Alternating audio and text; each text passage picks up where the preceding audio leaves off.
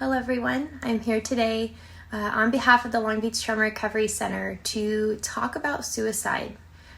September is Suicide Awareness Month, and what I've noticed is, the community, social media, it's really lacking with giving guidance on what to do when someone discloses these thoughts to us. It can feel hard, it can feel scary because we care about these people and we want to know what the right thing to say is, but sometimes we just don't really know what to do with it. So sometimes then we avoid talking about it. So I'm here to break down a few steps on how to help you navigate having these really difficult conversations. So let's get started. It's important to know that a lot of people have had these thoughts or maybe even currently have them. Because there's a lot of stigma and shame, most people don't disclose it or maybe subtly. So I want you to know that folks who have these thoughts often feel like a burden or feel hopeless or alone. So the biggest thing we can do is to show up and be there for them. So my first step to offer you is just listening and showing concern through statements or even body language. Some helpful statements can be, "Thank you for sharing with me. It sounds like you're in a lot of pain and I'm so sorry that you feel this way." You can let them know how much they mean to you. You mean so much to me and I can't imagine my life without you. And there can be some things that aren't super helpful to say that can come off as dismissive or judgmental, such as, "It's not that bad, suck it up." And while these things may be, well-intentioned, they can be quite hurtful. So my second step to offer you is offering support. This can be, again, through statements or actions. So things such as, "How can I best support you right now? What do you need in this moment?" Also, maybe offering certain things because it can be hard to verbalize what we need when we're in distress. So, "Can I come over? Can I cook you dinner? Can I help you out with something around the house?" As well as offering to support when calling a therapist, a hotline, or even attending a support group with them.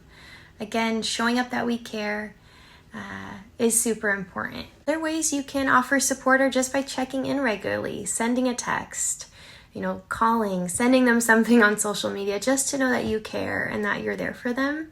And that could also include inviting them along with plans or making plans with them. Whether or not you know that they'll show, it does show that you care. I encourage you to learn more about mental health conditions to know what is going on for your friend or loved one.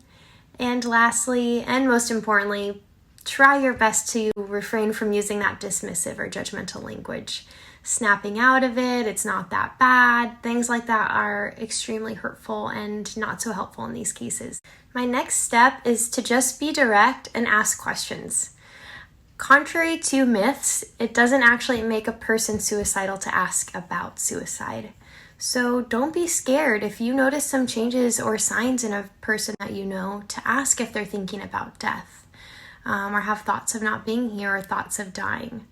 It's not your job to be, an assessment expert, but it is your job to get curious and to ask, which can feel really scary. But if they do have these thoughts, it's important to also ask if they have a plan.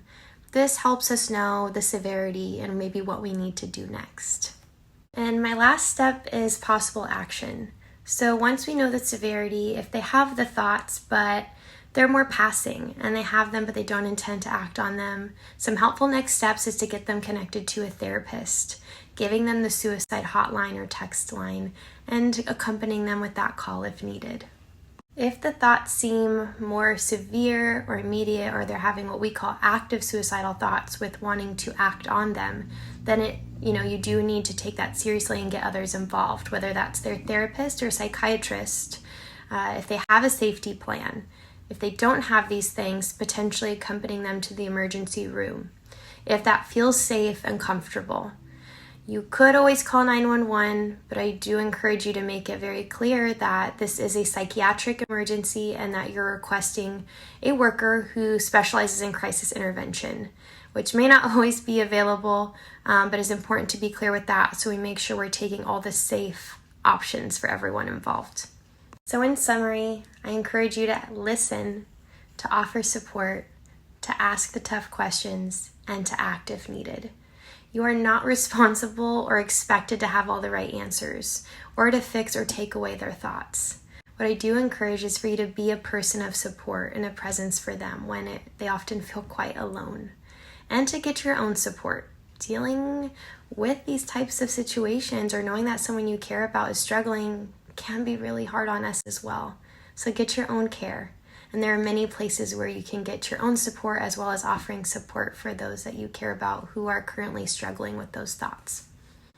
Most of this information today came from the National Alliance of Mental Illness, NAMI, who has a lot of support for not only those who are experiencing mental health struggles, but those who care about them and need additional information. So I encourage you to look at their website, and I will include here several hotlines and text lines that you can give to someone who may be experiencing thoughts. So again, thank you for being here. Thank you for wanting to learn more and to know that having a conversation can save a life. Thank you very much.